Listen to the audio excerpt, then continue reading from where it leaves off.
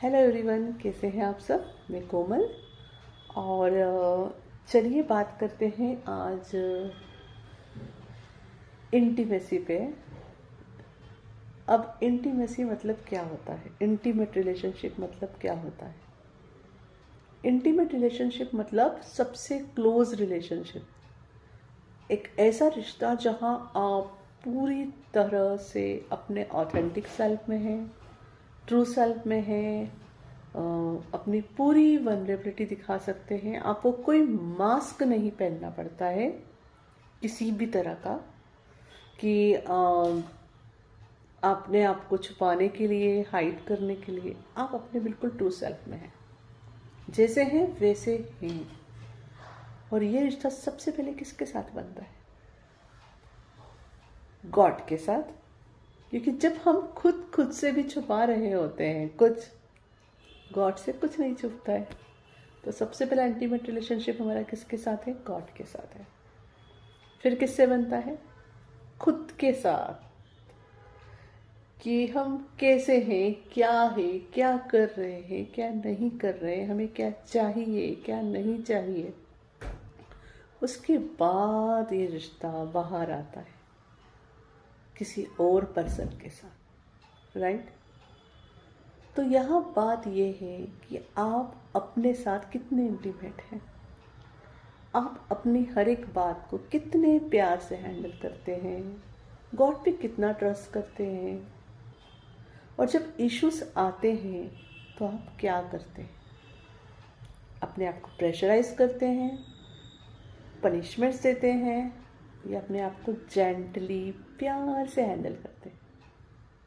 क्योंकि आप अपने आप को जिस तरह ट्रीट करते हैं, अपना कनेक्शन गॉड के साथ जैसे बनाते हैं, वही चीज़ आपको अपने एक्सटर्नल वर्ल्ड में दिखेगी। मुझे ये बात समझने के लिए 2 साल लगे हैं। मैं हीलिंग करने में इतनी ज़्यादा बिजी हो गई थी कि I become very harsh towards my self. Okay, बहुत पेन में होने के बावजूद भी आई यूज टू डू हीलिंग। तो उस पे से मैंने ये सीखा है और वही आपको मैं बता रही हूँ। अपने आप की हीलिंग करना है, पर ये जो कंसेप्ट होता है ना कि अपने आप को ज़्यादा पेन देने से जल्दी हीलिंग होती है या इफेक्टिव हीलिंग होती है, नो, ऐसा नहीं है। ये हमारा ईगो होता है जो हमें ये सिखाता है। बल्कि अपने आप के साथ जितना ज़्यादा प्यार से रहोगे ना, उतनी ज़्यादा अच्छी हीलिंग होगी। और आप फिर वही प्यार बाहर भी देखोगे और अपने अंदर से वो प्यार जनरेट करोगे। अब आपके अंदर से वो प्यार की ऊर्जा बाहर जाएगी लोगों तक और उन्हें अच्छी लगेगी। ऑफकोर्स हर किसी को ये एनर्जी पसंद होती है, राइट। तो सबसे पहले अपने आप से जुड़ो। क्या पसंद है, क्या खाना पसंद है, क्या पीना पसंद है, कैसे जीना पसंद है। खुद से जुड़ो, खुद को क्या चाहिए वो दो। खुद से जुड़ना, खुद का ख्याल रखना, खुद को प्रेशराइज नहीं करना, ये सेल्फिश होना नहीं है, इसे सेल्फ लव कहते हैं। अब मैं एक और एग्जांपल बताती हूँ। मेरे साथ एक था कि मुझे ना एक दोपहर में सोना नहीं पसंद था। नींद से लेके मेरा कुछ था, तो मुझे यही बाहर से सुनने को मिलता था, अगर मैं सो जाऊँ तो लेजी कर गया। फिर मुझे ये चीज़ बहुत ट्रिगर करती थी। फिर मैं अपने कोर में गई तो पता चला ये मेरा ही बिलीफ था। फिर मैंने प्यार से इस बिलीफ को क्लियर किया, खुद के अंदर किया। और अब मुझे ये कमेंट भी किसी से नहीं मिलता। ओके, तो इट इज़ लाइक दैट। हमारा इंटीरियर, हमारा अंदर का जो भी वर्ल्ड है वही बाहर है। और इसमें एक और चीज़ बताती हूँ मैं आपको। और कुछ चीज़ें आपके अंदर हील होने के बाद अगर कुछ कॉन्ट्रास्ट में बाहर से कोई बोले भी ना, तो अगर वो चीज़ आपके अंदर नहीं है तो आपको तकलीफ नहीं होगी। फॉर एग्ज़ाम्पल, कोई आके अगर आपको बोलता है कि आप बिल्कुल भी ब्यूटीफुल नहीं हो, ठीक है, अगर वाकई में आप ये मानते हो ना, आपको बहुत बुरा लगेगा। यू विल रिएक्ट इमीडिएटली, कुछ ना कुछ तो ज़रूर करोगे, ठीक है। लेकिन अगर आपके अंदर ये कॉन्फिडेंस है कि या आई एम ब्यूटीफुल पर्सन, मेरे I have good look, I have good muscles, good body and all etcetera etcetera, तो फिर कोई भी आके आपको ऐसा बोलेगा ना, उसको जोक की तरह लोगे, हंसोगे करके, इवन आप भी बोलेंगे हाँ हाँ हाँ ठीक है ठीक है ठीक है, ओके, क्योंकि आपको पता है अंदर से आप वो नहीं हो। तो आपकी फीलिंग्स आपकी जवाबदारी है, ठीक है, बाहर से कुछ नहीं है। अपने अंदर जाओ, अपने आप से रिश्ता जोड़ो, अपने आप से इंटीमेट हो, अपने आप को भर भर के प्यार दो। जितना ज़्यादा आप अपने आप से जुड़ोगे उतना ही भगवान से जुड़ोगे, और भगवान से ओपन रहो। बिल्कुल भी मैं तो अपने हर एक टॉपिक में भगवान से शेयर करती हूँ, और वहाँ पे भी मेरे अंदर था रेजिस्टेंस, मुझे पता भी नहीं था, वो मैंने धीरे धीरे कम कर रही हूँ। जहाँ भी पकड़ में आता है मैं वहाँ तुरंत स्टेप्स लेती हूँ। ऑफकोर्स किससे हेल्प मांगूंगी, गॉड से हेल्प मांगती हूँ और जहाँ अगर मुझे लगता है कि मुझे बाहरी सपोर्ट की ज़रूरत है तो मैं ऑफकोर्स मैं दूसरे हीलर से भी कांटेक्ट करती हूँ, दूसरे कोच से भी कांटेक्ट करती हूँ। क्योंकि जैसे मैंने पहले भी बोला है, होता है अब डॉक्टर बीमार हो जाता है बहुत ज़्यादा तो दूसरे डॉक्टर के पास जाता है ना, उसमें क्या है, इट्स ओके। और जब हम ज़्यादा सोचते हैं ना कि यार मेरा मनी और इसके लिए, तो वेरी सिंपल है, एक लिपस्टिक खरीदने जाओ 500 रुपये 1000 रुपीज़ की आती है, राइट। हमारे ड्रेसेस कितने महंगे आते हैं, राइट। तो जब ये चीज़ें जिन पे हम इन्वेस्ट कर रहे हैं ये तो कुछ दिनों में ख़राब हो जाएगी, पर कुछ अगर मैंने खुद पर, खुद की सोल पर इन्वेस्ट किया तो मेरे ज़िंदगी भर आएगा। सिर्फ इस जीवन में काम नहीं आएगा, वो नेक्स्ट बर्थ में भी काम आएगा, क्योंकि वो कॉन्शियसनेस राइज करेगा और वही कॉन्शियसनेस मैं नेक्स्ट बर्थ में कैरी करूँगी। जब ये छोटी सी बात मुझे मेरी एक मैम है उन्होंने समझाई थी बहुत पहले, मैं भी 1.5-2 साल पहले की, हाँ तभी ये बात उनके मुंह से सुनी थी मैंने, वो किसी को कह रहे थे, तो वो बात मेरे अंदर उतर गई।